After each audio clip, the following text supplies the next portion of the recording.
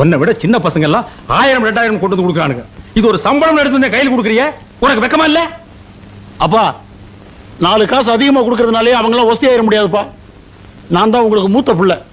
நாளைக்கு உங்களுக்கு நல்லதோ கெட்டதோ எதுவா இருந்தாலும் நான் தான் செய்யணும். பார்த்தனே, எப்ப நான் உசுரோடு இருக்கும் போதே சாக்கடையில வச்சு மூண்ணியோ அப்பவே நான் புரிஞ்சுக்கிட்டேன். எனக்கு நல்லது கெட்டது எல்லாம் நீ தான் செய்ய வேண்டும். போ போ. என்ன இது பஸ் பாஸ் வாங்கணும், அதுக்கு 75 ரூபாய் வேணும். கொடுத்தது 56, கேட்கறது 75. இந்தா பொறுக்கிட்டு போ, பொறுக்கிட்டு போ. போ, சவகாசமே வேண்டாம் போ. உங்க ஹெல்த்தை பாத்துக்கங்க. உன் ஹெல்த்தை பாத்துக்கடா. முதல்ல இவனை பத்தி அடி. என்னங்க? ஏன் கையில் கொடுக்க மாட்டீங்களாக்கும்? என்ன உன் சம்பளத்துல 500 ரூபாய் கம்மியா இருக்கு? அடிக்கடி வயிற்று வலி வருதுன்னு விஜய் ஹாஸ்பிட்டல் போய் செக்அப் பண்ணேன். அது கொஞ்சம் செலவாயிடுச்சு. யாரை கேட்டு செலவு பண்ண? நான் ஒரு கல்யாணத்தை வச்சுட்டீங்க, எவ்வளவு கஷ்டப்படுறேன். காசோட அருமை இங்க யாருக்காவது தெரியுதா?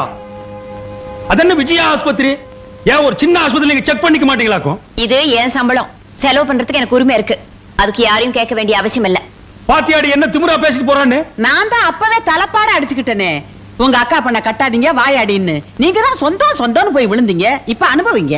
பைத்தியக்காரிச்சா இருந்தாலும் நீ கரெக்டா தான் சொன்ன, நான் தான் கேட்கல.